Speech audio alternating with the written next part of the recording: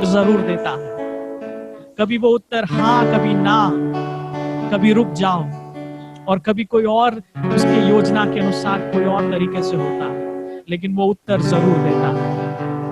हमारा एक ऐसा परमेश्वर है जो सोता नहीं है, जो निद्रा में नहीं है, वो सदा जागता रहता है, वो सदा हमारी प्रार्थनाओं को सुनता है। हालेलुया। आप जहां कहीं पे भी हैं, अगर आपको धन्यवाद करना आसान लग रहा है तो करें, लेकिन अगर आप कठिन लग रहा है तो भी उसके और अपने नजरों को उठाएं, उसकी भलाइयों को याद करें, उसकी भलाइयों को याद करें। हालेलुया। और फिर भी धन्यवाद दें, कि धन्यवाद में भी छुटकारा है। हालेलुया। धन्यवाद में भी छुटकारा है। हर भलाई जिसकी ओर से बहे, गुनाहों को जो माफ करे। हर भलाई जिसकी ओर से बहे, गुनाहों को जो माफ करे। पाप सारे मिटा दे, नया जीवन जो दान। पाप सारे मिटा दे, उसके उद्धार के लिए धन्यवाद दें। नया जीवन जो दान। यीशु यीशु वो सबसे मोटा प्रभु। यीशु यीशु काफिया अद्भुत। यीशु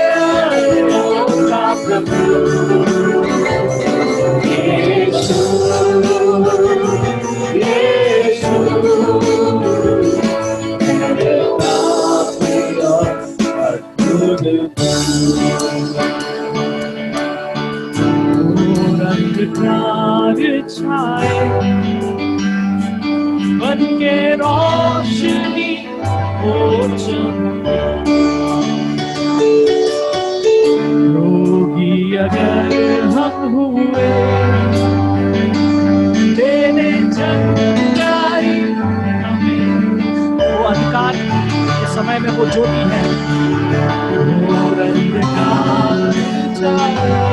वही हमारी रोशनी है, हमें राह दिखाने वाला वही है। उसकी इच्छा है कि हम सदा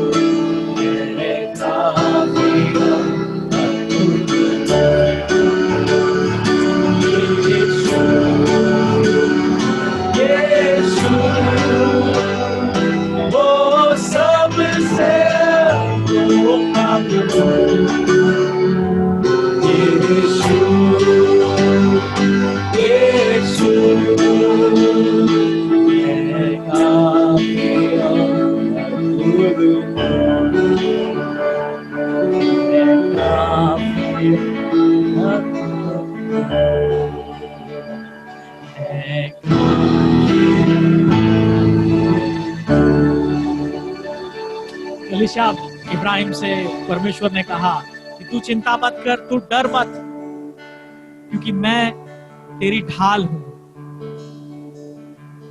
मैं तेरा इनाम हूं। हालेलुया। जब परमेश्वर खुद हमारे जीवन में हमारे साथ हो तो हमें और कोई कमी घटी नहीं है। हालेलुया।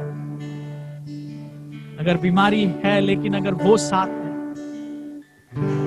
तो बीमारी से बढ़कर कोई बात हमारे पास है। हालेलुया। हम जिस किसी भी अवस्था में हैं, वो हमारे साथ है, वही सबसे बड़ी बात है, वो काफी है हमारे लिए। हालेलुया। लेकिन फिर भी वो एक ऐसा भला परमेश्वर है जो जब वो आता है तो उसके साथ जुड़ी हुई सारी बातों को लाता है। आज जब हम स्तुति आराधना कर रहे हैं, चाहे जिस किसी भी अवस्था में, सबसे बढ़कर उसके उद्धार के लिए, उसकी उपस्थिति के लिए, वो हमारे साथ है, वो हमारा इनाम, हमारा ढाल है, उसके लिए ही धन्यवाद और स्तुति देना काफी है। Hallelujah, hallelujah. लेकिन फिर भी वो जब आता है तो बहुत सारी भलाइयों को, स्वर्गीय आशीषों को लेकर वो आता है। हालेलुया।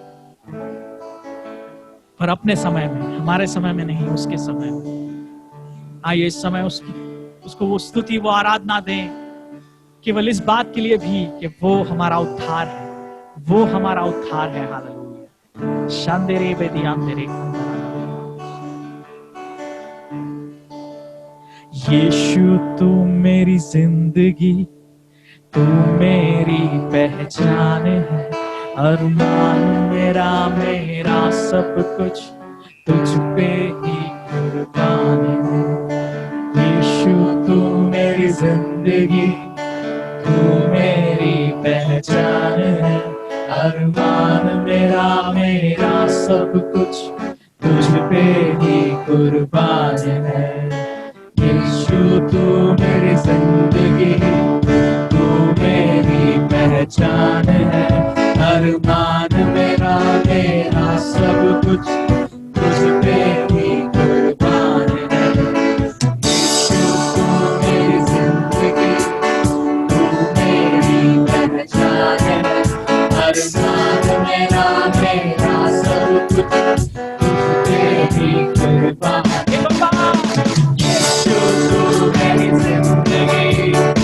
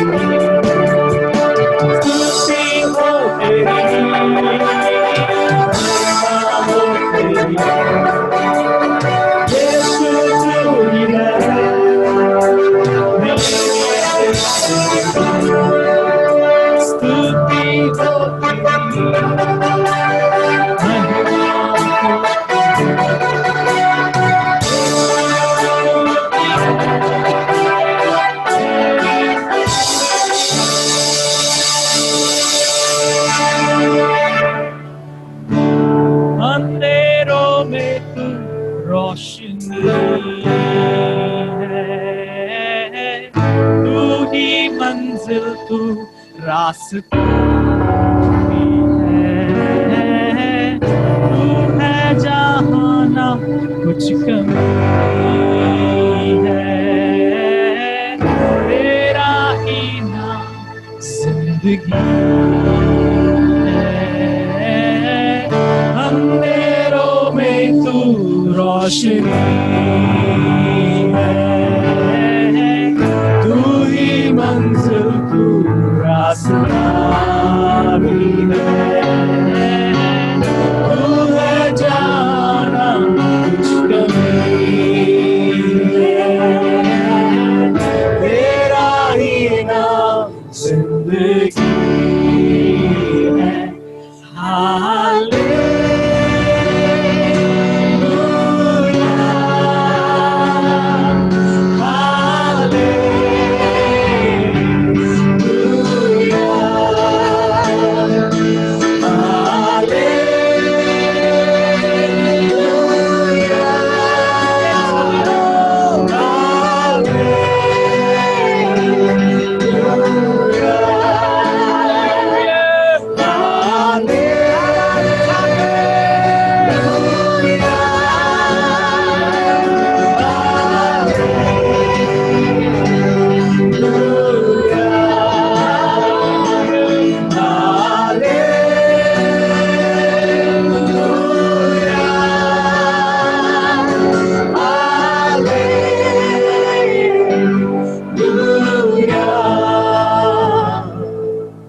तुम साथ कोई नहीं,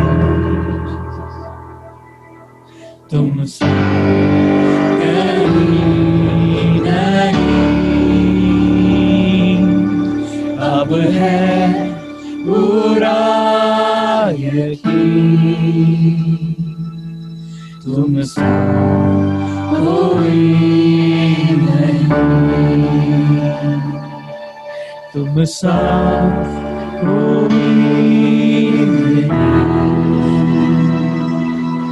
तुम साथ कहीं नहीं, अब है पूरा यकीन, तुम साथ कोई नहीं। यीशु मसीह, यीशु मसीह, ओ महिमा तेरी, गाए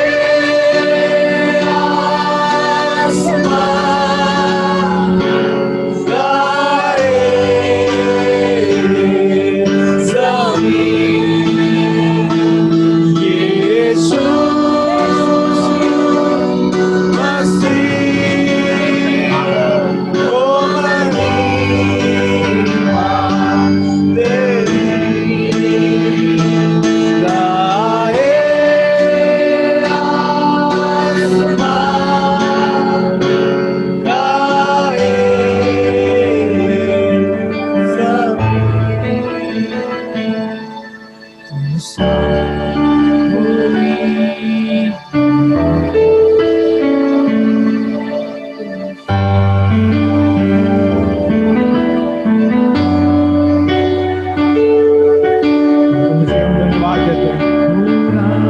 समय के लिए प्रभु हम धन्यवाद देते हैं कि प्रभु तेरे साथ परमेश्वर, प्रभु तेरी कलीसिया के साथ प्रभु जुड़ने के लिए प्रभु, जिसको प्रभु यीशु आपने बनाया है परमेश्वर, उसके साथ जुड़कर प्रभु तेरी आराधना, प्रभु तू कितना भला है परमेश्वर, प्रभु तू कितना दयावान है परमेश्वर, प्रभु याद करने के लिए परमेश्वर, प्रभु सारी महिमा तुझे देने के लिए प्रभु आप हमने आज परमेश्वर तूने हमें एकत्रित किया है, उसके लिए प्रभु हम तुझे धन्यवाद देते हैं।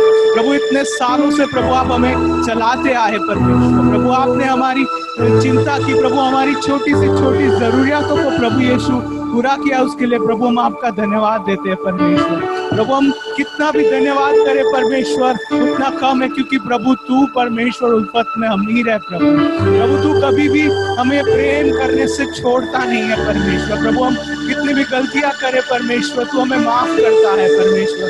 प्रभु तू हाथ फैला के परमेश्वर हमें अपनाने के लिए प्रभु वहां पे ही तू खड़ा रहता है परमेश्वर, उसके लिए तुझे धन्यवाद देते हैं प्रभु यीशु। तेरे जैसा कोई नहीं परमेश्वर, प्रभु इस जमीन आसमां में प्रभु कोई नहीं परमेश्वर जो तेरे जैसा हो परमेश्वर। तुझ जैसा प्रभु प्रेम करने वाला पिता हो परमेश्वर, जो हमारे लिए परमेश्वर न्यौछावर करके प्रभु सब कुछ दे दिया प्रभु, ताकि प्रभु हम उसके साथ जुड़ जाए। उसके लिए प्रभु हम तुझे धन्यवाद देते हैं पिता। पिता तेरे इकलौते बेटे यीशु के लिए प्रभु हम धन्यवाद करते हैं कि प्रभु जो हमारे लिए खाली हो गया परमेश्वर, ताकि प्रभु हम तेरे जैसे बन सके प्रभु, उसके लिए हम धन्यवाद देते हैं परमेश्वर। प्रभु हम प्रार्थना करते हैं परमेश्वर, हम सभी के ऊपर प्रभु तेरी आत्मा की परमेश्वर अगुवाई रहे परमेश्वर, ताकि प्रभु हम तेरे साथ चल सके परमेश्वर। प्रभु हम विनती करते कि प्रभु हम तुझसे अलग है परमेश्वर। आज प्रभु हम तुझसे परमेश्वर पिता भटक गए, तो प्रभु आज हमें तू लौटा के लेके आ परमेश्वर तेरे पास प्रभु, क्योंकि प्रभु जहाँ पे प्रभु आप हो परमेश्वर, वहाँ पे प्रभु सारी बातें हैं परमेश्वर। प्रभु आज हम अंगीकार करते हैं कि प्रभु ये संसार नहीं पर परमेश्वर आप हमारे लिए परमेश्वर सब कुछ मायने रखते हो प्रभु। आपका वचन परमेश्वर, आपकी संगति परमेश्वर हमारे लिए प्रभु सबसे ज्यादा बढ़कर है प्रभु, उसके लिए हम धन्यवाद देते हैं प्रभु। प्रभु विशेषकर प्रभु कोविड के टाइम प्रभु आपने हमें संभाला परमेश्वर, कि प्रभु आज हम तेरा दिखाया हुआ नया दिन देख सके परमेश्वर, उसके लिए तुझे धन्यवाद देते हैं परमेश्वर। प्रभु जैसे तेरा वचन कहता है कि प्रभु तू हर एक दिन हमें नया दिखाता है परमेश्वर, तो प्रभु तेरे उन सारे भलाइयों के लिए प्रभु, तेरे सारे उपकारों के लिए प्रभु हम तुझे धन्यवाद देते हैं परमेश्वर। प्रभु हम प्रार्थना करते हैं कि प्रभु हम सभी को परमेश्वर तुझसा बनने के लिए परमेश्वर, तेरी ज्योति और नमक बनने के लिए प्रभु तू हमारी अगुवाई कर परमेश्वर। सभी के ऊपर परमेश्वर तेरी आशीषों को प्रभु हम बोलते हैं परमेश्वर। धन्यवाद देते हैं कि प्रभु तूने हमें जोड़ा है परमेश्वर। प्रभु जिसको प्रभु आपने जोड़ा है प्रभु से कोई अलग नहीं कर सकता, उसके लिए प्रभु हम धन्यवाद देते हैं परमेश्वर। प्रभु हम धन्यवाद देते हैं सारी बातों को परमेश्वर। आने वाले समय को भी प्रभु यीशु आपके हाथों में समर्पित करते हुए इस विनती को यीशु के नाम से मांगते हैं, आमीन।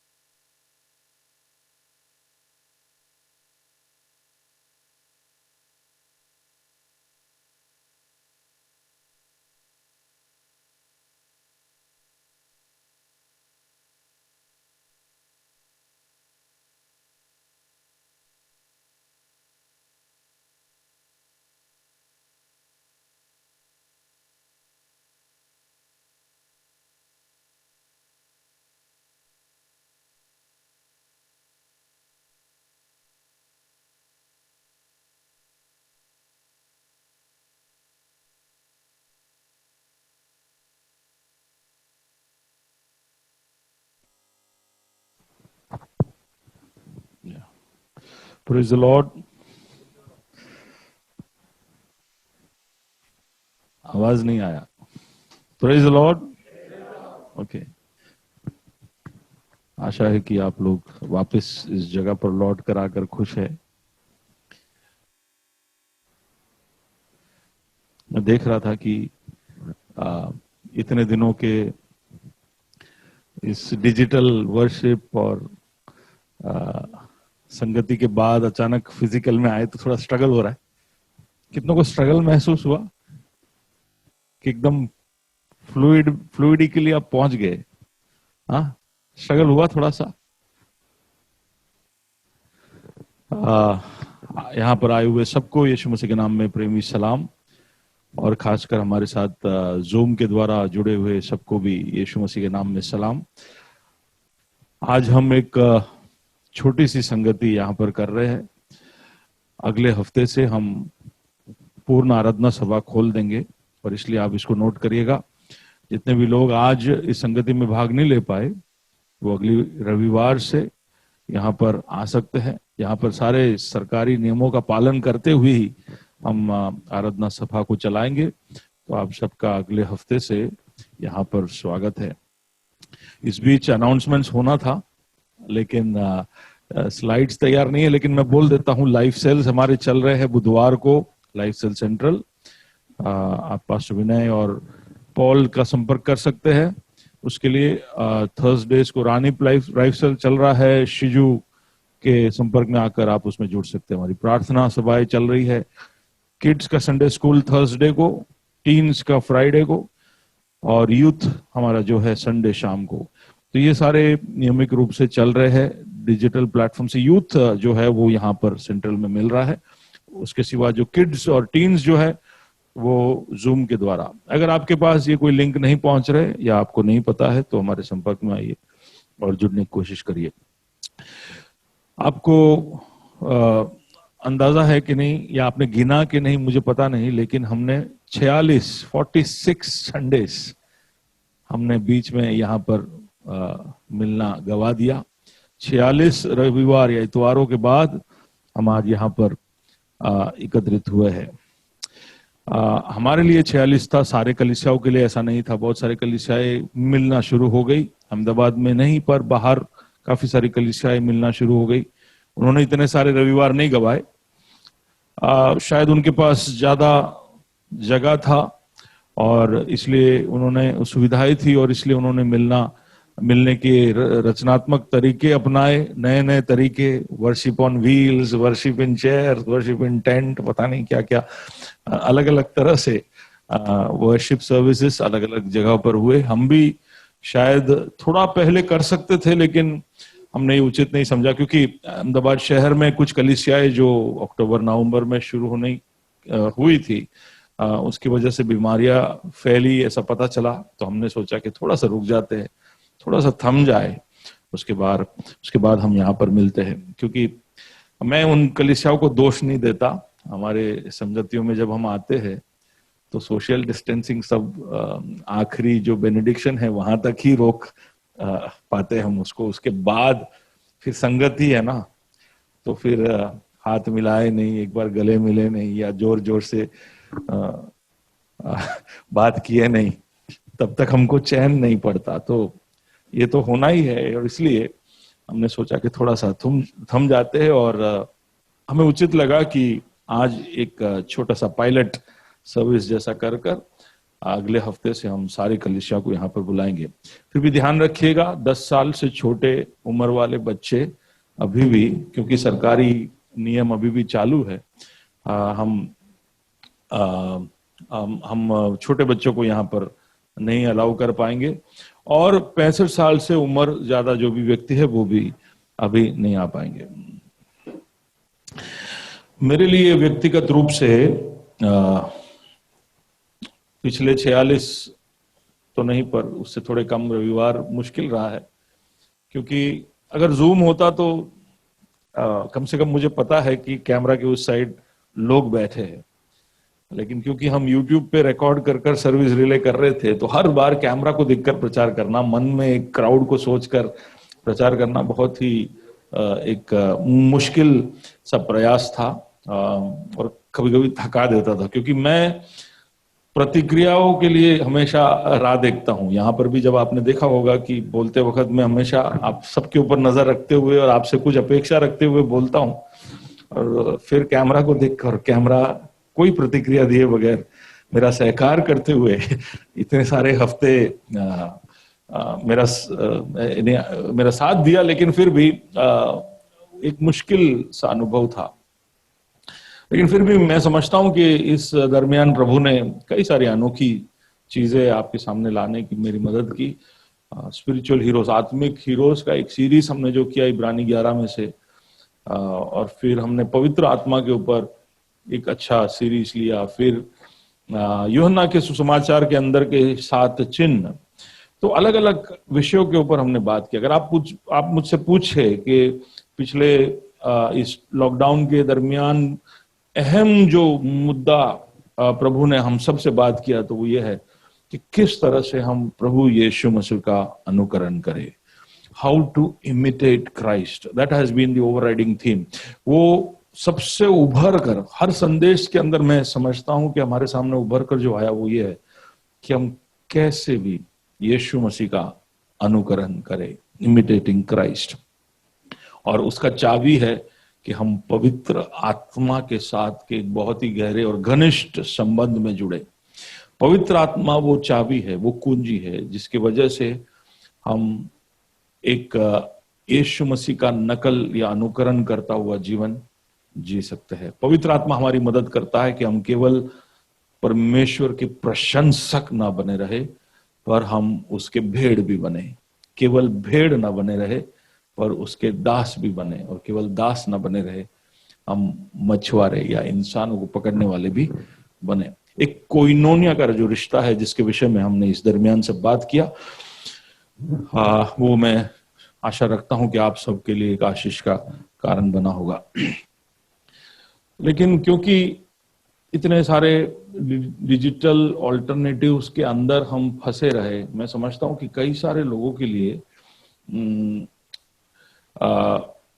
कारण मिल गए।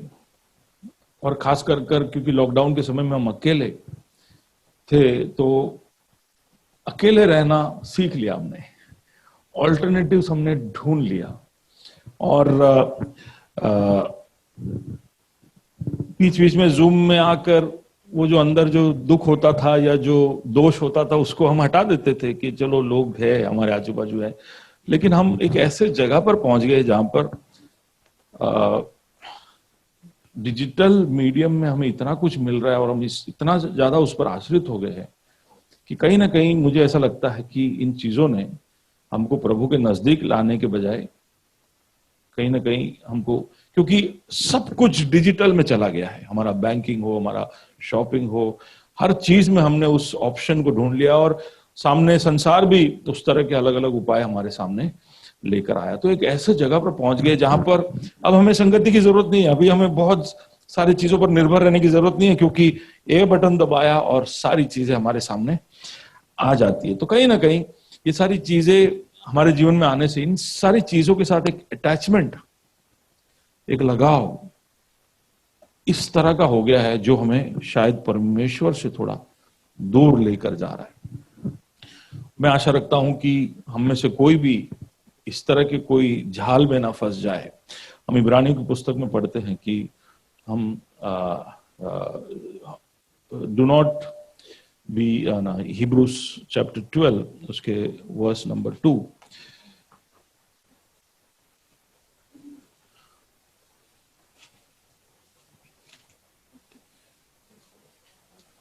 इब्रानी 12 और उसके दूसरे कलम में वर्स 1 में, पहले कलम में, कोई हिंदी में पढ़ पाएगा, इंग्लिश में ऐसा है कि lay aside every weight and the sin which so easily ensnares us and let us run with the endurance the race that is set before us. इस कारण जबकि गवाहों का ऐसा बड़ा बादल हमको घेरे हुए है, तो आओ हम हर एक रोकने वाली वस्तु है ना, फिलिप्स डार्बी के ट्रांसलेशन में उस रोकने वाली वस्तु को इस तरह से दिखाया जैसे कि एक छोटा सा पिल्ला हो, कुत्ते का बच्चा हो, छोटा सा पिल्ला, लेकिन भयानक है, वो काट लेता है। तो आप चल के जा रहे हो तो ये पिल्ला आकर आपके पांव को काट लेता है। पिल्ला इतना छोटा है कि आपके चाल को रोक नहीं सकता है, आप चलते जा रहे हो, लेकिन इतना उसका पकड़ इतना मजबूत है कि आपको दौड़ने नहीं देगा, समझ रहे हो। तो इस तरह से फिलिप्स डार्बी ने उसको समझाया है। तो कुछ ऐसी चीजें जो हमको पकड़ लेती है, जो हमारे इस चाल को डिस्टर्ब करती है, तो हमें ध्यान रखना चाहिए कि इस तरह की चीजें हमें पकड़ ना ले, हम प्रभु के राज्य के विषय में बेपरवाह ना हो जाए, हम ऐसे कोई जगह पर ना पहुंच जाए जहां पर परमेश्वर के वचन में जो लिखा है कि कईयों का प्रेम जो है वो ठंडा हो गया। क्या प्रभु मनुष्य का पुत्र जब लौट कर आएगा तो विश्वास पाएगा? तो ये सारे सवाल इस पीढ़ी के बारे में पूछा गया है। और क्योंकि इतना सब डिजिटल और ये सब आ रहा है, कहीं ना कहीं इसके साथ के हमारे अटैचमेंट की वजह से हम अक्षरिक जिंदगी से टच ना खो बैठे, हम वास्तविकता के साथ का हमारा जो संपर्क है, उसका जो समझ है उसको हम खो ना बैठे, इसलिए हमें ध्यान रखना चाहिए। आज प्रभु के वचन में से एक विभाग मैं आपके सामने लाऊंगा, जिसके अंदर से मैं कुछ ऐसी बात आपके सामने रखना चाहता हूं। मार्क के सुसमाचार 10वें अध्याय के 17 से 22 तक का कलम। प्रभु हमारी मदद करे। मार्क चैप्टर 10 उसका 17 से 22 में पढ़ता हूं। जब वह निकलकर मार्ग में जाता तो एक मनुष्य उसके पास दौड़ता हुआ आया और उसके आगे घुटने टेककर उससे पूछा, हे उत्तम गुरु, अनंत जीवन का अधिकारी होने के लिए मैं क्या करूं? हे उत्तम गुरु, अनंत जीवन का अधिकारी होने के लिए मैं क्या करूं? यीशु ने उससे कहा, तू मुझे उत्तम क्यों कहता है? कोई उत्तम नहीं, केवल एक, अर्थात परमेश्वर। तू आज्ञाओं को तो जानता है, हत्या ना करना, व्यभिचार ना करना, चोरी ना करना, झूठी गवाही ना देना, छल ना करना, अपने पिता और अपनी माता का आदर करना। तो उसने उससे कहा, हे गुरु, इन सबको तो मैं लड़कपन से ही मानता आया हूं। यीशु ने उस पर दृष्टि करके उससे प्रेम किया। यीशु ने उसके ऊपर दृष्टि की और प्रेम किया और उससे कहा, तुझ में एक बात की घटी है, जा जो कुछ तेरा है उसे बेचकर कंगालों को दे और तुझे स्वर्ग में धन मिलेगा, और आकर मेरे पीछे हो ले। इस बात से उसके चेहरे पर उदासी छा गई और वह शोक करता हुआ चला गया, क्योंकि वह बहुत धनी था। अब इस विभाग को जब हम पढ़ते हैं तो इस व्यक्ति के विषय में हमें पता चलता है कि ये एक धनी व्यक्ति था। लेकिन यही कहानी जो है वो लूका उसके 18 और मत्ती उसके 19 में भी लिखा गया है। तो जब तीनों वर्णनों को हम एक साथ देख के इसको समझते हैं तो हमें पता चलता है कि केवल धनी नहीं था, ये एक जवान व्यक्ति था और वो एक सरदार था। So he was a rich young ruler, एक धनी जवान सरदार, एक अधिकार रखने वाला व्यक्ति था। यानी उसका मतलब है कि अपने जवानी में ही बहुत कुछ उसने हासिल कर लिया था। हम में से कई लोग जो सोचते रहते हैं कि कभी हमारे जीवन में भी ऐसा होगा क्या, हम कुछ हासिल करेंगे, हम कुछ कमाएंगे। ये वो बहुत ही छोटे उम्र में हासिल कर चुका था। और वही नहीं, वो एक सरदार भी था, वो एक अधिकारी भी था। तो ये हम इसके विषय में समझते हैं। और ये सोचना भी गलत नहीं होगा कि शायद उसको एक अच्छा परवरिश अच्छे माता पिता से मिला हो, या उसके पढ़ाने वाले पाठक अच्छे रहे हो। यानी एक तरह से इसकी जिंदगी को हम करीब से देखें, आप हो मेरे साथ, इसके जिंदगी को हम करीब से देखें तो इसको एक अच्छा परवरिश मिला और अपने जवानी में ही उसने बहुत कुछ हासिल कर लिया, जिसमें क्या था कि उसने बहुत सारा धन दौलत अपने कब्जे में कर लिया। वही नहीं, वो एक अधिकारी भी था। यानी कि इंसान अपने जिंदगी में जो हासिल कर सकता है वो सब उसने बहुत ही कम उम्र में हासिल कर लिया था। यानी बहुत सारी भलाइयां, बहुत सारे अनुग्रह इंसानों की तरफ से और परमेश्वर की तरफ से ये जो जवान व्यक्ति जो आज के हमारे इस कहानी का मुख्य पात्र है, वो ये सब प्राप्त कर चुका था। लेकिन अब हम उसके जिंदगी को थोड़ा और गौर से देखते हैं, वहां पर पाएंगे कि वो कहीं ना कहीं अपने जीवन में कुछ कमी महसूस कर रहा है। अरे भाई, क्या कमी है तेरे जीवन में? तेरे विषय में ऐसा लिखा है, बाइबल कहता है कि तू अत्यंत धनी था। धनी व्यक्ति तो खुश होना चाहिए, संतृप्त होना चाहिए, उसके अंदर तो कोई भी तरह की कमी उसको महसूस नहीं होनी चाहिए, क्योंकि ये कार्ड निकाला, ये पैसे निकाले और जो चाहा वो। जब हमारे पास बहुत ज्यादा धन हो तो फिर किस बात की कमी हमें महसूस हो सकती है? तू जवान है और तेरे पास ताकत है, तू एक सरदार है, तू एक हुक्म देगा तो कितने सारे लोग क्या कुछ तेरे लिए नहीं करेंगे। तो फिर तेरे जीवन में क्या कमी? हम लेकिन देखते हैं कि कहीं ना कहीं वो एक कमी महसूस कर रहा है कि कुछ तो मेरे अंदर खामी है, जिसको दूर करने के लिए मुझे कुछ और करना पड़ेगा। ये सब मैंने हासिल कर लिया, जो हम सब हासिल करना चाहते थे, चाहते हैं वो उसने हासिल कर लिया, उसके बाद भी अब वो ढूंढ रहा है। हम कई बार ऐसे बहुत धनी, बहुत उपलब्धि प्राप्त किए हुए लोगों को देखकर ऐसा सोचते हैं कि काश एक दिन मैं वहां पहुंच जाऊं, लेकिन आप उधर जाकर ढूंढोगे तो कई बार वो ढूंढ रहे होते हैं कि और क्या है। हमें लगता है कि उसके पास सब कुछ है, लेकिन वहां पर हम पहुंचे और वो व्यक्ति अगर खुद से सच्चाई बोल रहा है, अगर अपने आप को सच्चाई से परख रहा है, उसने जो हासिल किया है उसकी वास्तविकता, उसकी ताकत। अब ये सब बार बार बोलने की जरूरत नहीं, क्योंकि पैंडेमिक ने हम सबको बता दिया कि कितना भी धन क्यों ना हो हमारे हाथ में, ये कोई काम का नहीं है। कितना भी ताकत क्यों ना हो हमारे हाथ में, कितनी भी उपलब्धि हमारी क्यों ना हो, हमारी उम्र कितनी भी क्यों ना हो, ये सब कोई काम का नहीं। ये व्यक्ति हासिल कर चुका था और ये सब, और फिर वो पूछता है, फिर वो ढूंढता है। कैसे पता चलता है कि ढूंढता है? क्योंकि वो यीशु के पास आकर पूछता है कि मैं ऐसा क्या करूं, यानी मैं अभी तक जो करता आ रहा हूं उसमें कमी है, उसकी वजह से मैं नहीं पहुंच पाऊंगा, तो कुछ बता। अब मैं जब इसको समझाऊंगा तो आप समझोगे कि क्यों मैं इस तरह से कह रहा हूं। लेकिन मैं प्रभु का धन्यवाद देना चाहता हूं इस खालीपन के लिए जो उसने हम सब के हृदयों में छोड़कर रखा है।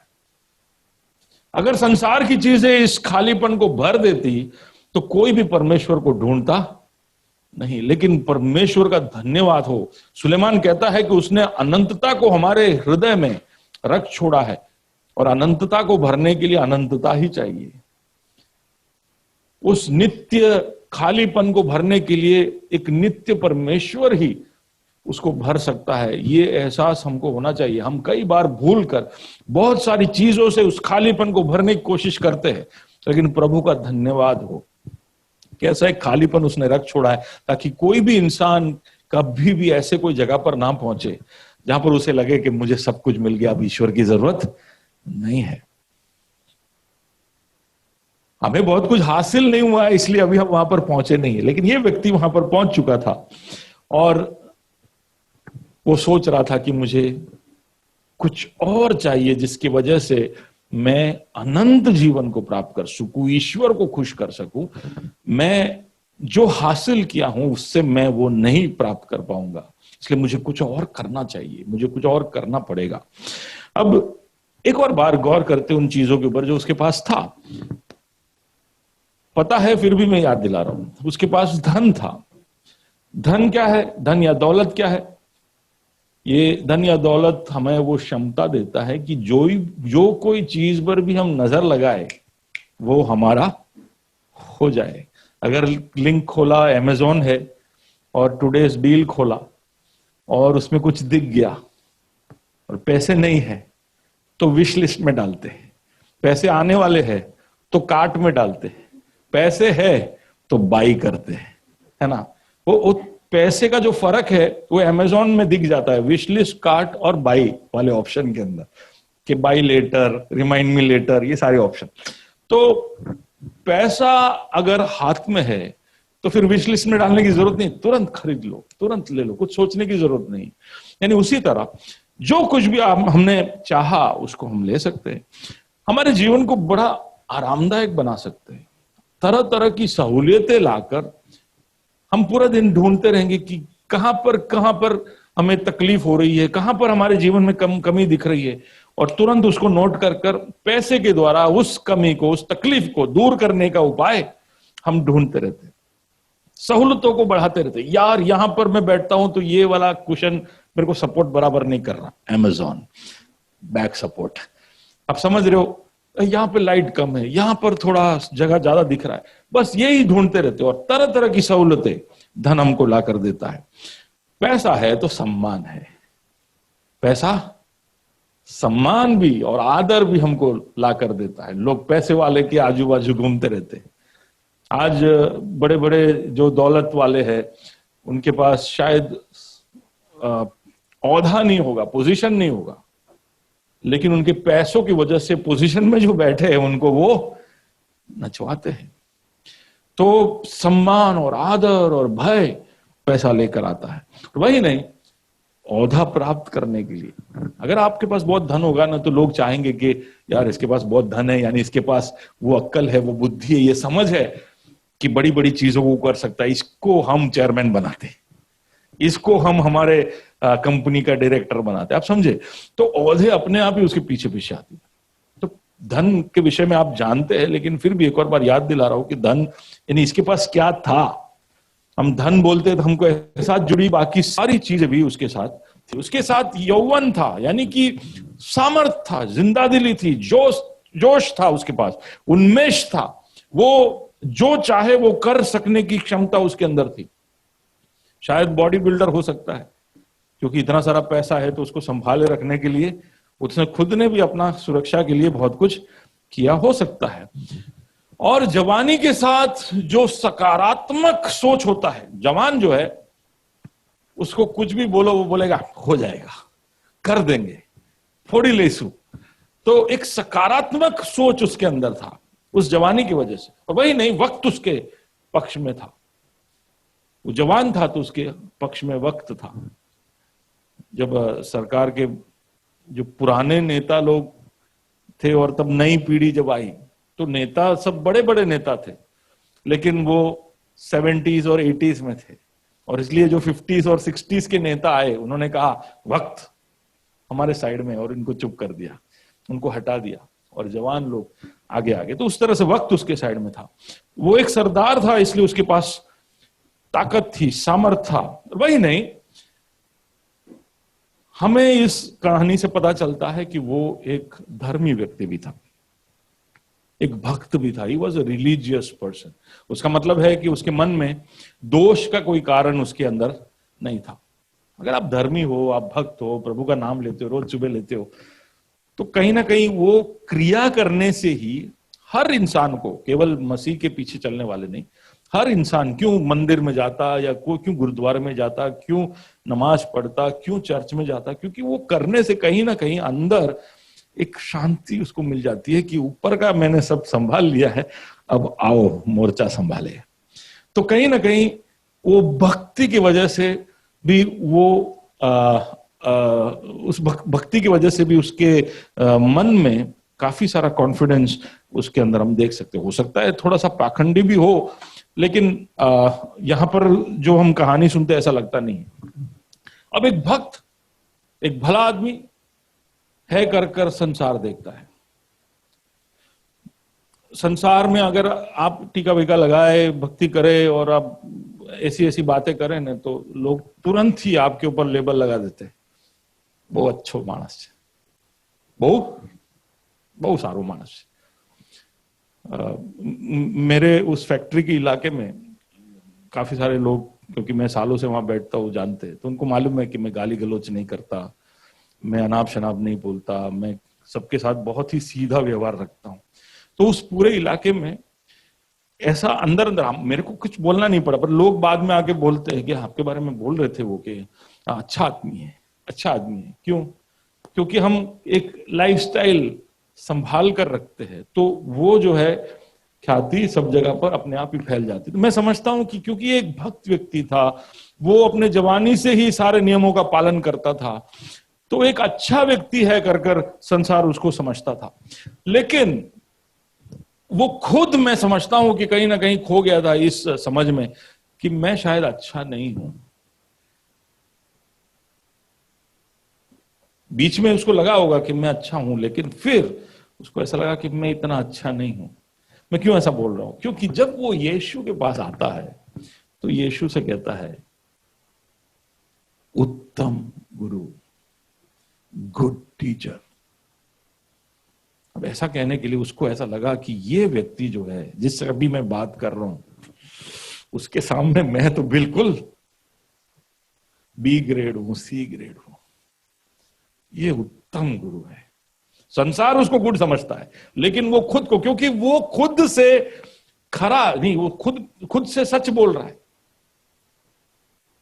तो वो यीशु के पास आता है, कहता है, हो सकता है यीशु को देखने के बाद ये सोच इसके मन में आया हो कि यार ये आदमी कैसा है, यार क्या सिखाता है, या क्या अच्छे अच्छे काम करता है, कोई भी उसके पास जाए उसको चंगा कर देता है, कोई किसी को भूखा नहीं छोड़ता, हर एक के हर समस्या को, इतना अच्छा आदमी। शायद यीशु को देखकर ये सब मन में उसके सोच आया, पर कुछ भी हो, वो उस अच्छाई को, उस उत्तमता को ढूंढते हुए यीशु के पास आकर कहता है, उत्तम गुरु, गुड टीचर। और यीशु का जवाब भी मुझे ये इत्मीनान दिलाता है कि कहीं ना कहीं ये जो उत्तम शब्द है ना, गुड, ये व्यक्ति के लिए बहुत मायने रखता था, क्योंकि यीशु तुरंत पकड़ता है। क्या यीशु उत्तम गुरु नहीं था? था कि नहीं था? मुझे अभी भी ऐसे लग रहा है मैं डिजिटल में बोल रहा हूं। मैं सिर्फ कैमरा से बात कर रहा हूं, कोई इधर हलचल ही नहीं है सब। हाँ, ऐसा लग रहा है जैसे स्क्रीन फ्रीज हो गया है। तो क्या यीशु उत्तम गुरु नहीं था? यीशु उत्तम गुरु था, पर फिर भी उसने उस शब्द को पकड़ा। मुझे उत्तम क्यों बुलाया? समझ रहे हो क्यों ऐसा पूछा? भैया आप तो अच्छे हैं, बोलेंगे तो मैं सुन के छोड़ दूंगा। मेरे को मेरे एक मेंटर साजू मैथ्यू ने ऐसा बताया कि कोई भी तुम्हारे बारे में कुछ भी बोले, उसको पकड़ पकड़ कर क्लैरिफाई करने नहीं जाना। कोई आपको ऐसा बोले क्या तो पप्पू धद्दू है, तो खड़े होकर ऐसा मत बोलना मैं पप्पू धद्दू नहीं हूं, क्योंकि तुमने अब दूसरी बार बोल दिया हो। पहले उसने बोला, अब नकारते नकारते आपने बोल दिया। तो नकार कर भी हम कहीं ना कहीं उसको पहले स्वीकार करते फिर नकारते। तो इसलिए कुछ कुछ चीजों को छोड़ देना चाहिए। तो यीशु भी ऐसा, हर कोई कुछ भी उसके बारे में बोलता था तो पकड़ता नहीं था, लेकिन ये जवान सरदार उसके पास आकर जब बोला कि हे उत्तम गुरु, उत्तम क्यों बोला? अब उस सोच के ऊपर आगे बढ़े उससे पहले यीशु के साथ हमारी तुलना करते रहना हमारा एक निरंतर प्रक्रिया होना चाहिए। उस व्यक्ति ने किसी और के साथ अपनी तुलना की हो नहीं की हो मुझे नहीं मालूम, शायद उसको करने की जरूरत ही नहीं थी, क्योंकि एक धनी था, इतना धनी था कि उसको किसी और के साथ तुलना करने की जरूरत नहीं थी। जवान था लिखा है तो शायद अच्छा फिजिक वाला था और सरदार था, हम समझ सकते हैं कि हर तरह से पर्याप्त व्यक्ति था, उसको किसी के साथ तुलना करने की जरूरत नहीं। लेकिन यीशु को जब उसने देखा, सब कुछ ठीक था उसके जीवन में, लेकिन यीशु को जब देखा तब उसको अपने जीवन के अंदर खामी महसूस हुई। मैं समझता हूं कि हम सबके जीवन का एक दिनचर्या का भाग होना चाहिए कि आज मैं यीशु के सामने कैसा हूं। यीशु के सामने अपने आप को परख कर अपने आप को मार्क देना, अपने आप को समझना, अपने आप का ब्यौरा करना बहुत जरूरी, हमारा एक आदत होना चाहिए। लेकिन हम कई बार उस कंपैरिजन तक, उस तुलना तक पहुंच ही नहीं पाते। यीशु के साथ की तुलना तक हम पहुंच ही नहीं पाते। क्यों? क्योंकि ये व्यक्ति ने जो हासिल कर लिया था, जो धन था या उसका जो जवानी थी या उसका जो ताकत था, ये सारी चीजों में हम उलझे रहते हैं। कहीं ना कहीं ये पैंडेमिक ने इस पूरे सिंड्रोम को, इस पूरी बीमारी को थोड़ा और बड़ा कर दिया है। एक आम इंसान का सोच हमेशा ऐसे ही होता है कि यार किसी को भी देखता है, कोई भी सामने आता है, मेरे से नहीं होता लेकिन मैंने कई लोगों को ऐसे आते देखा है कि आओ ना घनश्याम, आओ ना आगे स्टेज पे। तो उस स्टेज पे आया, ध्यान रखना, स्टेज पे आया, हेलो घनश्याम कैसे हो। अब इतने देर के अंदर उसका नजर चला गया, ये मास्क कहां से होगा पता नहीं, डिजाइन तो अच्छा लग रहा है, कैमोफ्लेज वाला डिजाइन, ये मन में चल रहा है स्पीड में, ठीक है। अभी बात तो हेलो घनश्याम इतना ही बोला है, फिर देख रहे अरे यार ये इंडियन टेरेन का है शर्ट, पता नहीं कितने में होगा, इसका नौकरी तो अच्छा ही होना चाहिए, हट्टा कट्टा लग रहा है, ये जूता भी अच्छा है, फीला का है, घड़ी कौन सा है, हाँ तो सूच है, सूच चाले से, हाँ अरे सूच है, ये तो सच में अच्छा है। अब इसको देखा ना, बैठिए, थैंक यू। मैंने खाली एक उदाहरण दिखाया कि इसको देखा उतने में तो मन में कितनी सारी बातें हमारी चल गई, और हम सोच रहे हैं कि हमारा शर्ट उसके शर्ट के सामने कैसा है, हमारा पैंट, उसका स्टाइल, उसका शूज, उसका मैचिंग, है ना।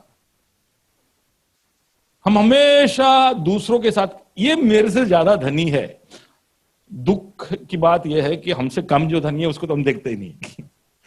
कंपैरिजन वहां भी हो सकता है, पर वो नहीं करते, हम ऊपर देखते हैं कि इसके पास मेरे से ज्यादा धन है, अब कैसे भी कर मुझे ये हासिल करना चाहिए, क्योंकि मुझे इसके जैसा ही स्टाइल चाहिए, मुझे इसके जैसा ही घड़ी चाहिए, मुझे या इससे बेहतर चाहिए। सच बोलिए, इस तरह के सोच हमको नहीं आते हैं कि नहीं आते? अरे इंसान हो तो आएंगे,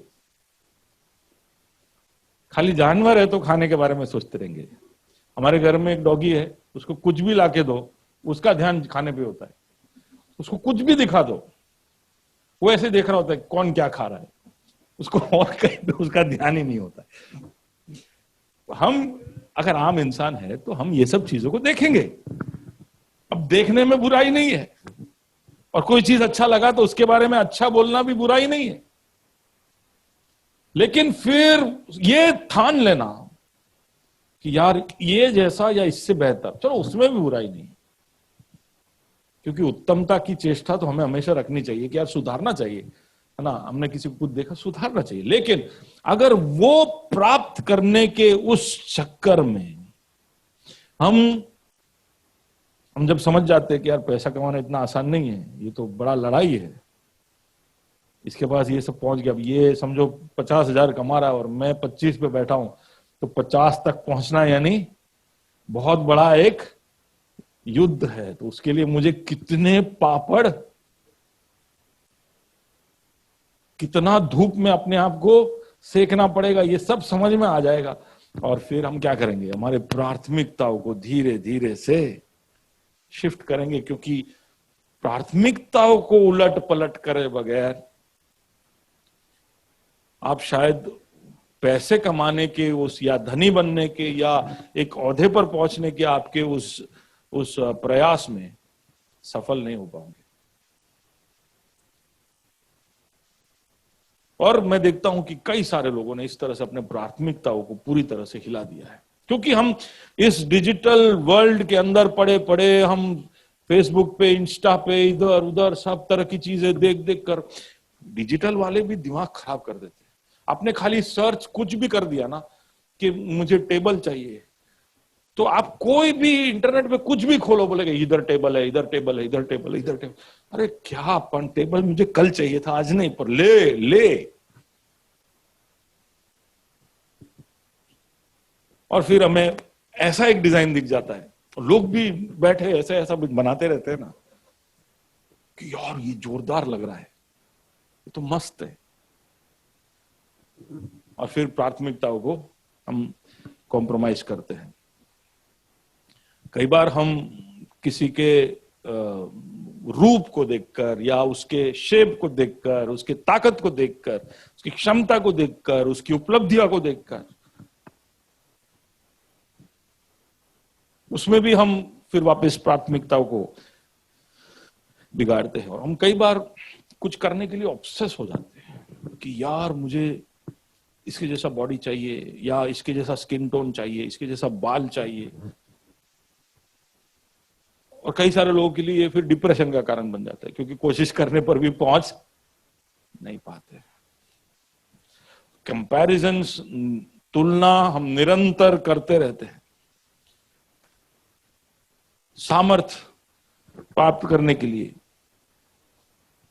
कि देखो यार लाल बत्ती वाला गाड़ी होगा तो आगे पीछे दूसरी गाड़ियां होगी। मेरा जब एक कजिन, जो मेरा भाई है, वो आर्मी में गया, जब वो मेजर बन गया तो कहीं भी जाता तो उसके साथ साथ एक आता, उसका ऑर्डरली बोलते, बोले क्या वट है यार, उसको बैग उठाना ही नहीं पड़ता, ऑर्डरली लोग जी सर करके उसके आगे पीछे घूमते हैं। क्या वर्ट है यार। ये सब प्राप्त करने की इच्छा हमको भी होती है कि नहीं? नहीं होती है, आगे ना। हाँ। और उसके लिए फिर ये सब चीजें हमें ऐसा पकड़ लेती है, ऐसा जकड़ लेती है कि यीशु के साथ की तुलना तो पीछे रह गया। अभी तो हम छगन और मगन से अभी कंपैरिजन चल रहा है। ये खत्म हुए तो फिर यीशु से कंपेयर करें। पर हमारा इधर जो सरदार है वो ये सब प्राप्त कर चुका था, इसलिए उसके लिए आसान था कंपेयर करना। लेकिन हमारे लिए क्या है?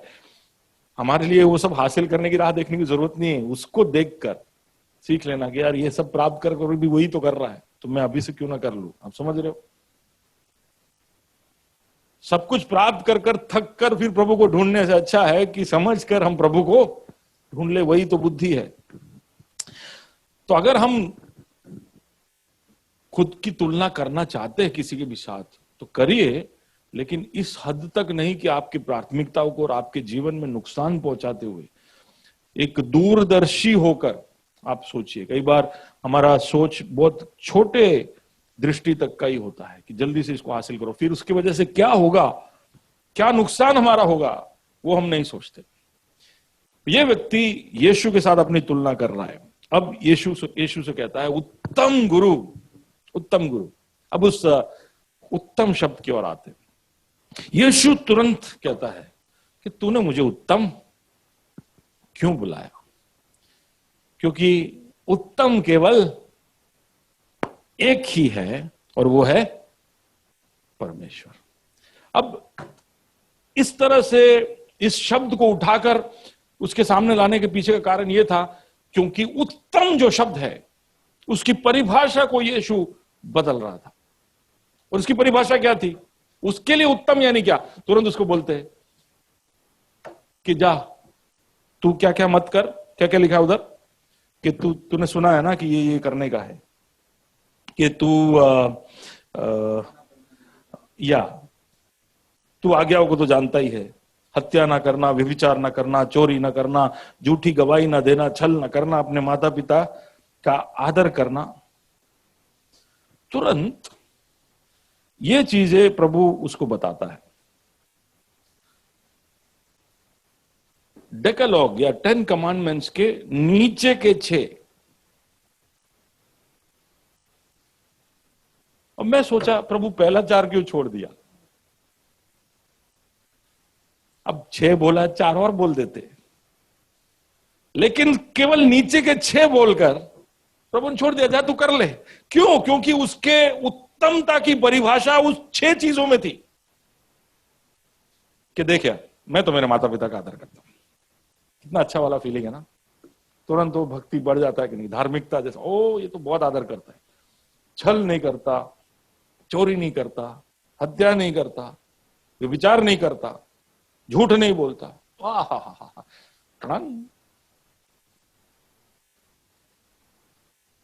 उसकी परिभाषा वहां पर सीमित हो गई। अब ये 10 आज्ञाओं के नीचे के 6 है और ये कर कर उसको अपने आप में एक अच्छाई महसूस हो रहा है और उसको ये लग रहा है कि ये क्योंकि ये 6 मैं कर रहा हूं तो मेरा विश्वास या मेरा जो आस्था है वो सही है, नंबर 1।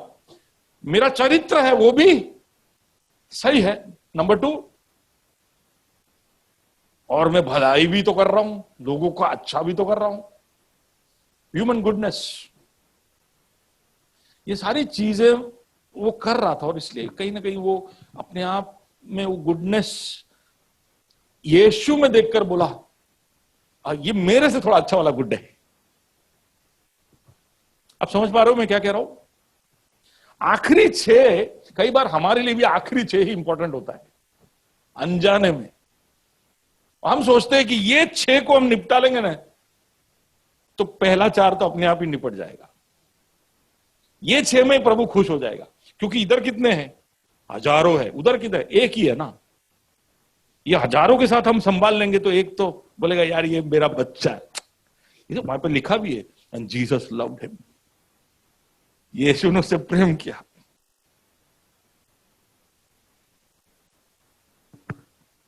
और ये समझने लगा कि ये सारी चीजें ही अच्छी चीज है। लेकिन ये यीशु उनको उसको कहता है, देख तेरा परिभाषा में प्रॉब्लम है। वो 6 तो ऐसा मत समझ कि ये ठीक करेगा तो ये ठीक हो जाएगा, उल्टा है। ये ठीक करेगा, पहले 4 ठीक कर देगा ना तो आखिरी 6 ठीक हो जाएंगे। पहला 4 ठीक कर। Only God is good. तेरे को ईश्वर के पास आना चाहिए, पहले तो उसको सुधार। आप हो मेरे साथ?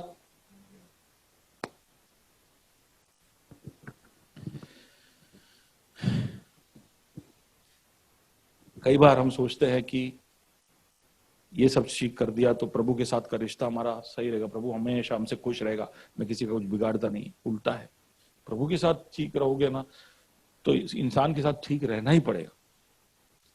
इसलिए हम उसको प्राथमिकता दे। और इसलिए यीशु कहता है कि तू सब कुछ बेचकर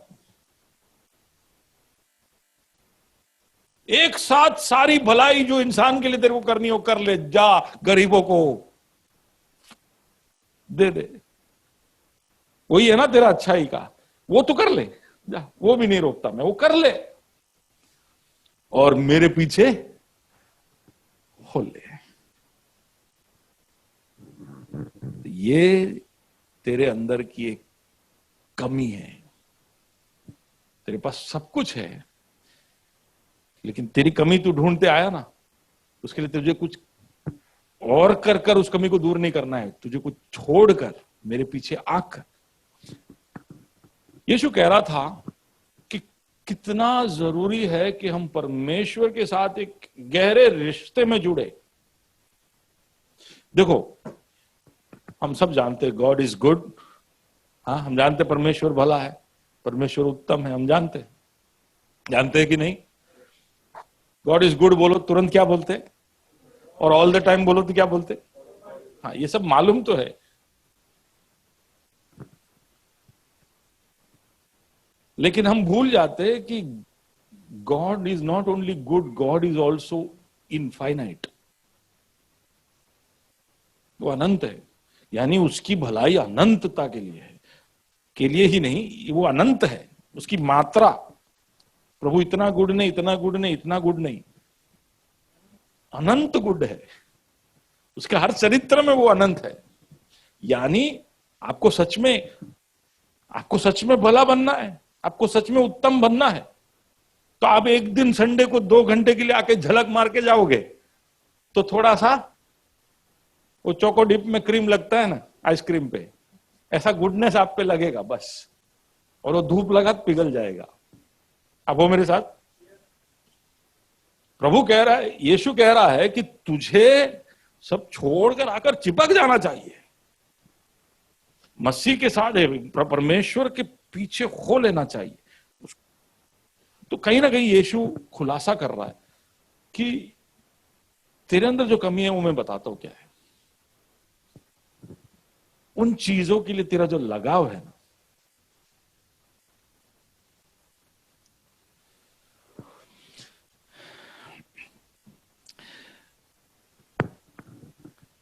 हम परमेश्वर के संग रहकर हम उसको पूरी तरह से कभी नहीं समझ पाएंगे,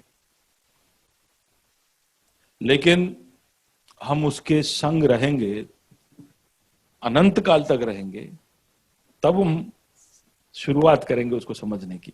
उसकी भलाई, या आप खुद भलाई अपने जीवन में चाहते हो तो उसका एक ही मात्र तरीका है कि हम परमेश्वर के साथ जुड़े रहे, परमेश्वर को हमेशा हमारे जीवन में प्राथमिकता देते हुए रखे। हम सबको एक अच्छा जीवन चाहिए, पर अच्छाई का स्रोत परमेश्वर है। अच्छाई का अच्छे जीवन का मतलब तुरंत हमारे जीवन में सोफा, अच्छा सा लाइट, इटालियन मार्बल, 12x16 का रूम, फ्रेंच विंडो, पेड़ पौधे, swing, 60 inch TV, smart TV, front room में 2 एसी। आ रहा है, ऐसा सब आ रहा है ना दिमाग में। गाड़ी कौन सा है, गाड़ी कौन सा है, सबका अपना अपना पसंद है ना, इसलिए पूछ रहा हूं। हमारे लिए ये सब बड़ी बातें हैं, ये सब भलाई है। सच्ची भलाई तो प्रभु में है,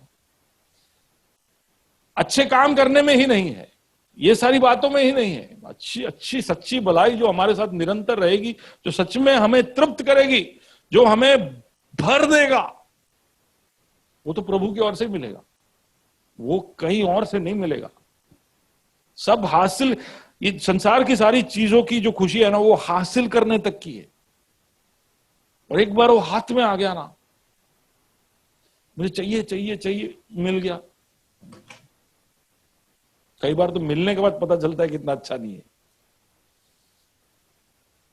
पर प्रभु ऐसा है जो मिल गया, सब हम जानते हैं।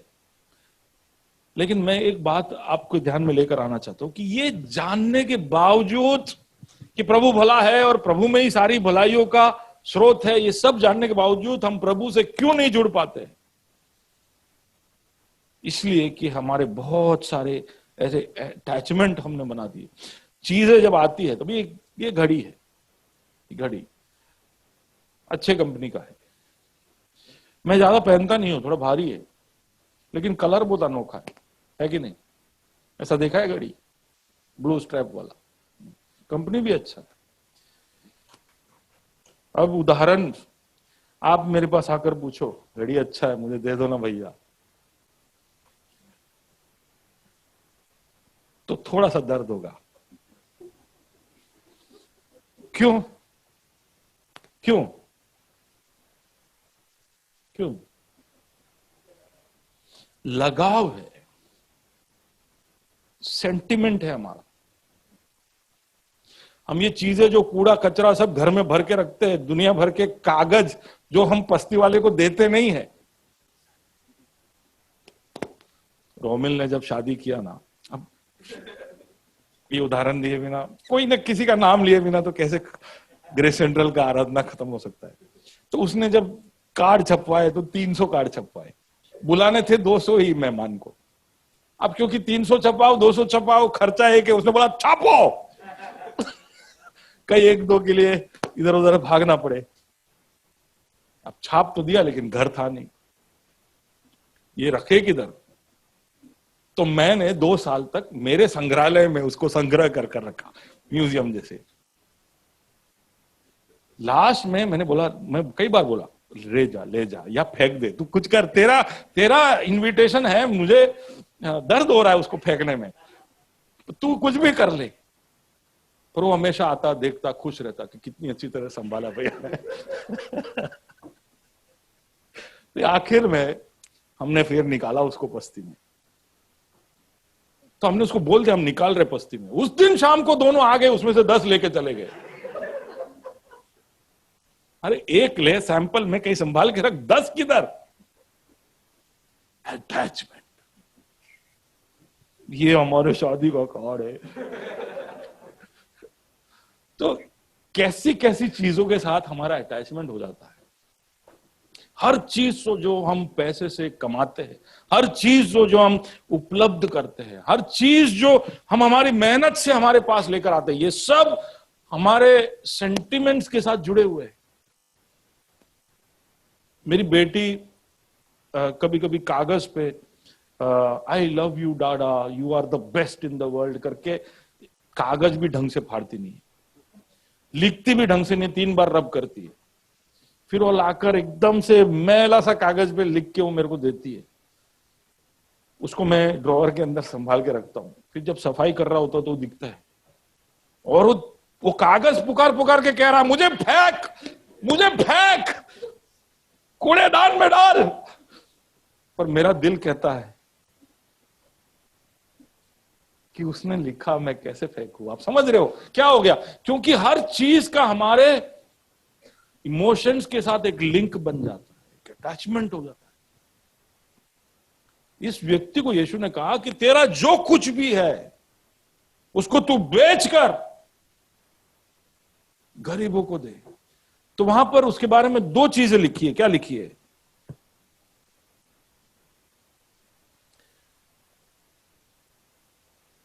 वो 22 पढ़ना जरा, 22 मैं पढ़ लेता हूं, चलो। 22 में लिखा है कि इस बात से उसका चेहरे पर उदासी छा गई। ये पहला प्रतिक्रिया था उसका, उदासी, इस बात को लेकर कि अरे इसने मुझे क्या बोल दिया, ये तो एक ऐसा काम है जो मैं नहीं कर सकता। तो उसका जो अटैचमेंट है उन चीजों से, मेरे घर में थोड़ा साफ सफाई कर रहा था ना, तो मेरे मम्मी ने एक ओवन खरीदा था 15 साल पहले। उस पे इतना मैदा लग चुका है, इतना जलकर उसके अंदर सब गिरकर पड़, फिर भी मुझे देते वक्त ऐसा लग रहा है कि एक बार चेक करके देख लूं चालू है कि नहीं। आप समझ रहे हो? पता नहीं क्यों ऐसा है हमारा। शायद परमेश्वर भी इसलिए, तो हमको कुछ लोगों को देखकर ऐसा लगता है कि प्रभु इसको नरक में क्यों नहीं भेजता। तो प्रभु ऐसा नरक में डालने से पहले नहीं यार, ये शायद सुधर जाए, कुछ ऐसा ही। तो ये अटैचमेंट जो हमारा है उसको दिखाता है कि उसको उदासी छा गई। लेकिन फिर लिखा है और वह शोक करता हुआ, उदासी के बजाय। अब इसका शोक क्या है? कि मैं जो हासिल करना चाहता था वो मैं हासिल नहीं कर, एक तो मैं बेच नहीं पाऊंगा, दूसरा कि जो मैं चाहता था उसको मैं अब उसको शोक का मतलब वहां पर इंग्लिश में ग्रीफ वर्ड लिखा। ग्रीफ, कोई मर जाता है तो तब जो आहे भर भर कर जो रोते हैं, इतना दुख उसको हुआ, लेकिन बेचा नहीं। लेकिन उन चीजों को छोड़ा नहीं। हम में से कुछ लोग सारी बातें समझ जाते हैं और उसमें हमको दुख और शोक भी होता है, लेकिन आप समझिए इन चीजों के साथ का हमारा लगाव और उसका जकड़ इतना मजबूत है कि हमारे प्राथमिकताओं से, सच्ची भलाई से वो हमको दूर रखता है।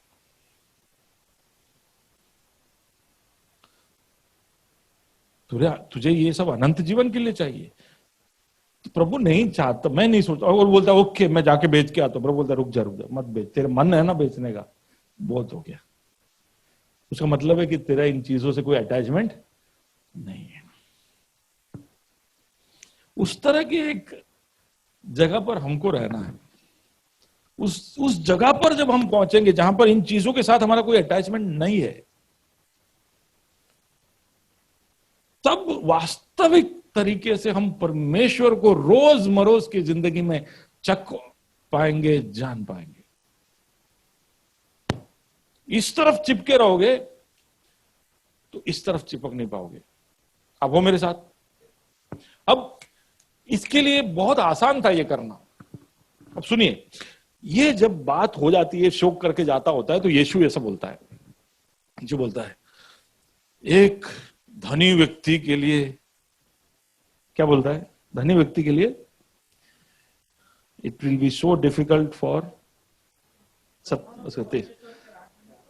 हाँ, धनवानों को परमेश्वर के राज्य में प्रवेश करना कितना कठिन है।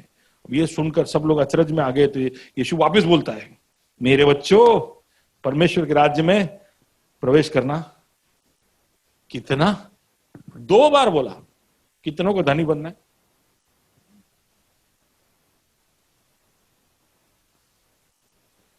बाकी लोग डर गए। आप लोग हमारे साथ रहना।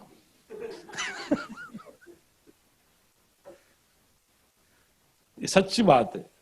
एक ने 2 बार प्रभु ने कहा कि धनियों के लिए, धनी व्यक्ति के लिए परमेश्वर के राज्य में प्रवेश करना बहुत नामुमकिन नहीं है, कठिन है। क्यों? क्योंकि धन जो चीजें लेकर आएगी वो सब साथ में जड़े लेकर आएगी, और ये सब आपको मजबूती से पकड़ लेगी, और आपको पता होना चाहिए कि कहां से कैसे कौन सी चीज को काटे। आपका दिल और मन उसके लिए हमेशा तैयार रहना चाहिए कि नहीं, ये नहीं तो नहीं। मैं कोई भी चीज कभी भी किसी को दे सकता हूं। तो एक रहस्य मैं बताता हूं कि दिल खोलकर अगर आप देना शुरू कर दोगे ना, तो आपका दिल शायद थोड़ी देर के लिए दुखेगा, लेकिन आप जो दे रहे हो वो कोई देख रहा है और वो किसी का कर्जदार नहीं। वो जानता है कि यार इसके दिल में दुखा तो भी इसने दिया, और इसलिए दिया क्योंकि वो मेरा मान रखता है, और कोई मेरा मान रखेगा तो मैं उसको संभाल लूंगा। सुन रहे हो? परमेश्वर के नाम में किसी को भी कुछ भी देकर कोई भी आज तक मायूस या कमी में नहीं रहा है। ये एक सच्चाई आप समझ लेना। अभी यीशु कहता है कि देखो बच्चों, एक धनवान के लिए स्वर्ग के राज्य में जाना एक ऊंट का सुई की नाके में से निकल कर जाना है। अब इसकी बहुत सारी परिभाषाएं है कि यार camel through the I of a needle, यानी ये तो एक मुहावरा था, या ये तो एक कहावत थी, या तो ये तो एक कहानी थी। जो भी हो, यहां पर यीशु ये बात बता रहा है कि ये मुश्किल है। अगर ऊंट सुई के नाके से निकल सकता है तो धनी स्वर्ग के राज्य में जा सकता है। और तब ये सुनकर चेलों को और अचरज हुआ, वो और आश्चर्यचकित हुए और कहे, आपस में कहने लगे। फिर भी यीशु से कहने का ताकत नहीं हो रहा उनका, आपस में बोले फिर तो किसका उद्धार हो सकता है। इस तरह से रहा तो कौन क्वालिफाई होगा। लेकिन यीशु, हम जब आपस में बात करते हैं तो सुनता है। तो यीशु ने उन्हें देखते हुए कहा, सुना नहीं शायद, देख ही लिया, समझ गया। यीशु देखकर समझ जाता है कि हम क्या सोच रहे हैं, और कहा, ये मनुष्यों के लिए असंभव है किंतु परमेश्वर के लिए नहीं, क्योंकि परमेश्वर के लिए सब कुछ संभव है। यानी यहां पर यीशु एक राज बता रहा है। ये व्यक्ति को केवल ईश्वर से इतना ही कहना था कि अगर मुझे सब बेचकर तेरे पीछे आना है तो वो मैं नहीं कर पा रहा हूं, मेरी मदद कर। सुन रहे हो? सुन रहे हो?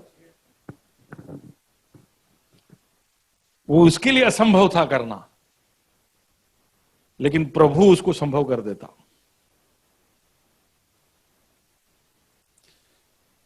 हमें सोचने की जरूरत नहीं है कि कैसे करेगा। अरे कितने कितने लोग जो अबजोपति होते हैं एक दिन में सब कुछ छोड़कर। अरे आप सोचिए ना, जैन जो कुछ लोग दीक्षा लेते हैं, एक झटके में सब कुछ छोड़कर वो तो कैसा जीवन ले लेते हैं। तो फिर परमेश्वर किसी के मन को इस हद तक नहीं छू सकता है? छूता है, सदियों से छूता आया है। पर आपके दिल में सच में ये इच्छा हो कि भलाई को मुझे जानना है, भलाई को मुझे प्राप्त करना है, ये उत्तम बातें जो परमेश्वर में है वो मुझे मेरे जीवन में चाहिए। अगर ऐसा सच्चा भूख और प्यास आपको होगा ना, तो परमेश्वर से आप जब मांगोगे तो परमेश्वर आपकी सुनेगा। वो कुछ तो आपके जीवन में करेगा कि आप उसके लिए तैयार हो जाओगे। कई लोगों के मन को बदलता है, कई लोगों के परिस्थितियों में बदलाव लेकर आता है। कई लोग कितना भी कमाते उतना ही खर्चा होता है, वो धनवान हो ही नहीं पाता है, या उतने खर्चे उसके आ जाएंगे, या वो नौकरी खो देगा, कुछ भी हो जाएगा। पर आपकी प्राथमिकता अगर प्रभु से प्राप्त होने वाली भलाई हो तो आप प्रभु से प्रार्थना करिए, वो उसके लिए रास्ता करेगा। और आपको उसके लिए कभी कभी ये मुश्किल है ना, अरे नहीं नहीं नहीं नहीं, नौकरी चला जाएगा, अरे नहीं नहीं नहीं नहीं, खर्चे बढ़ जाएंगे, अरे नहीं नहीं नहीं नहीं, सब छोड़ना पड़ेगा। वही मन नहीं बना पाते, वो मन ही नहीं बना पाते। अब सोचिए कितना मजबूत पकड़ है संसार का, कितना मजबूत पकड़ है। कुछ नहीं तो हमारे मन में यह सवाल उठता है, खाएगा क्या, पहनेगा क्या, और हमको भुला देता है कि खाने पीने के तो मोहताज वो हमको बनाएगा नहीं। भूल जाते हैं वो कौन है, वो भूल जाते हैं। वो भला है वो हम भूल जाते हैं। अब ऐसा मत सोचना कि इस भले परमेश्वर को आप यहां पर प्राथमिकता ना देकर अनंत काल तक उसके साथ समय बिताने के सपने देखते रहोगे। यहां पर समय नहीं दे पाते, यहां पर उसको मुख्य स्थान नहीं दे पाते, फिर वहां पर तुम बोर हो जाओगे।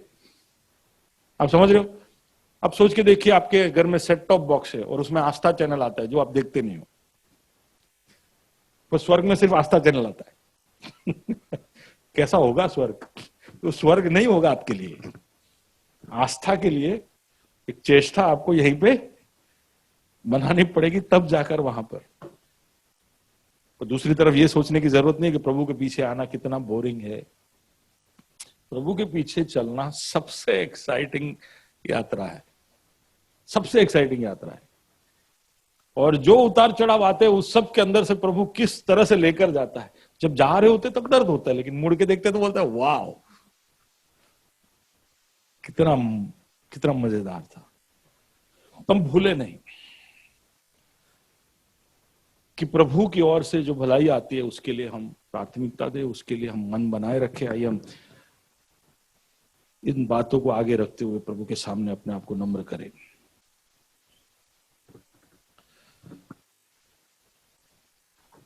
प्रभु जी धन्यवाद देना चाहते हैं कि इस तरह से एक और बार 46 इतवारों के बाद ग्रेस सेंट्रल में आकर एक आराधना सभा में भाग लेने का तूने हम सबको मौका दिया। कहीं ना कहीं हम सब प्रभु जी शायद संसार के साथ की इस लगाव की वजह से, तेरे साथ जुड़ने से एक तरह की अड़चन महसूस कर रहे हैं। शायद हर कोई नहीं, लेकिन बहुत सारे। और हमने एक और बार इस कहानी के अंदर से देखा कि ये कोई नई बात नहीं है, ये सदियों से चलता आ रहा है। धन, संसार की चीजें, जवानी, ताकत, औहदे, ये सारी चीजें हमारे जीवन में कुछ ऐसी बातें लेकर आती है जिसको छोड़ना, त्यागना हमारे लिए बहुत मुश्किल हो जाता है। हमारे मनों में हम कई बार समझ जाते हैं कि ये गलत है, इसको छोड़ना होगा, लेकिन शोक करते हुए भी हम सही निर्णयों को कई बार नहीं ले पाते। पर तूने कहा कि इंसानों के लिए जो असंभव है वो प्रभु के लिए संभव है। केवल कई बार एक मन ही बनाना होता है कि कैसे प्रभु जी हम अपने आप को तेरे हित के बीचों बीच लेकर आए, और उसके लिए तू हमारी मदद कर। केवल एक रिक्वेस्ट ही हमें रखना होता है, उतना भी कई बार हम नहीं कर पाते। प्रभु जी हमें माफ कर। यहां पर बैठे हुए हर एक की तू मदद करना खुदा, कि कोई भी इस तरह के कोई भी अटैचमेंट या लगाव की वजह से तुझे जो देना चाहिए वो देने से हम चूक जाए। जो तेरा है वो तेरा ही होना चाहिए, तेरे लिए ही होना चाहिए।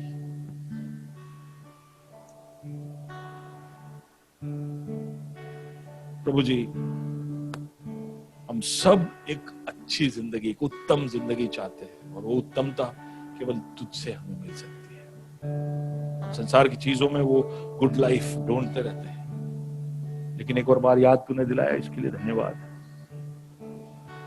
तेरे साथ जुड़ जाए उसके लिए हमारी मदद करना, हमारे हृदय की आंखें खुल जाए, हमारी समझ पर कोई भी पर्दा ना रहे, और सही निर्णय हम ले पाए।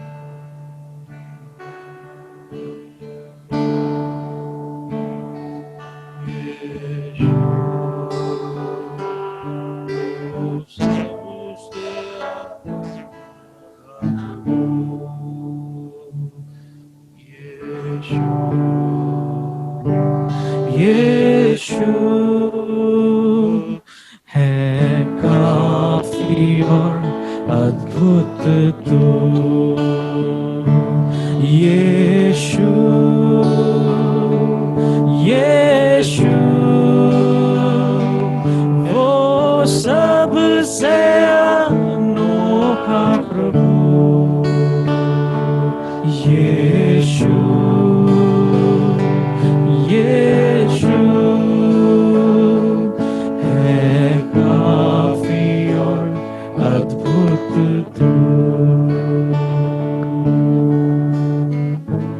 हालेलुया।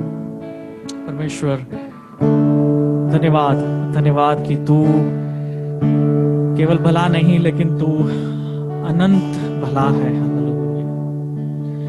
जो कोई तुझ पर अपने आस को लगाते हैं, जो कोई तुझ पर अपनी निगाहों को लगाते हैं, जो सदा इस आदत में रहते हैं कि उनकी नजर, उनकी निर्भरता, उनकी जरूरत तेरी ओर है, कि वो सबसे पहले तेरी ओर दौड़ते हैं, सबसे पहले तेरी ओर जो नजर लगाते हैं, सबसे पहले तेरी ओर जो आवाज उठाते हैं अपनी जरूरतों के लिए, जो अपनी जरूरतों को अंगीकार कर कर तुझ पर अपनी निर्भरता दिखाते हैं। खुदा वो कभी लज्जित नहीं होते, खुदा वो कभी सही मायने में कमी नहीं महसूस करते। शायद कुछ समय के लिए भौतिक बातें उनके जीवन में न होंगी, लेकिन वे कभी भी परमेश्वर गरीब नहीं होंगे।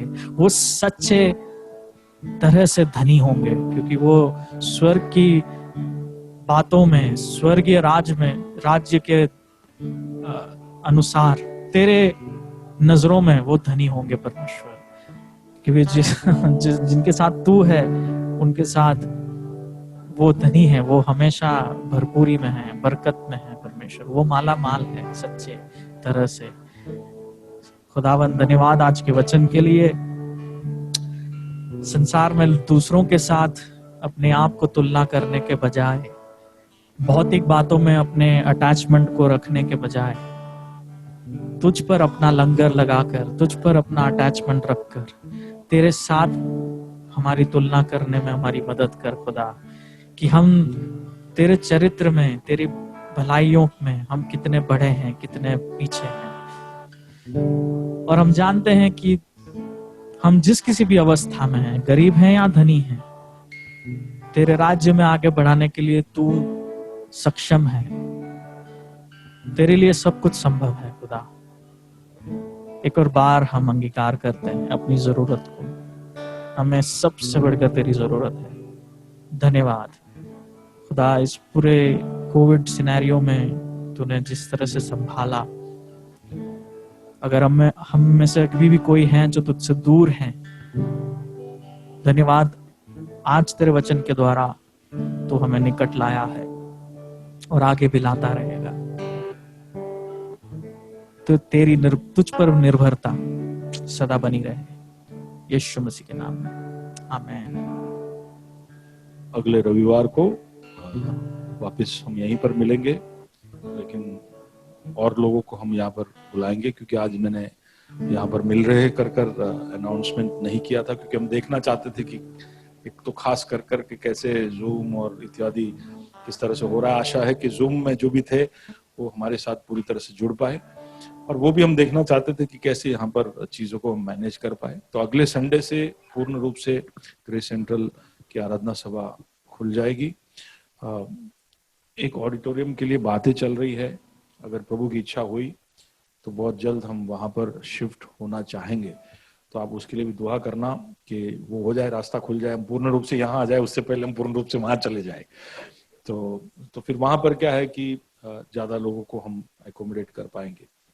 तो इन बातों को दुआओं में रखना, और बीच के जो भी सभाएं है उसमें भाग लेने की कोशिश करना। आइए हम आशीर्वाद के शब्दों के साथ यहाँ से जाए। खुदाबंद धन्यवाद देना चाहते एक और बार सब बातों के लिए, खासकर हमारे बीच में अनिल और विनीता को तेरे सम्मुख लेकर आते हैं, जो मुश्किल परेशानी में से, जो परिस्थिति में से वो गुजरे हैं, उसके अंदर तूने उनको संभाला है, पल दिया है, उसके लिए धन्यवाद।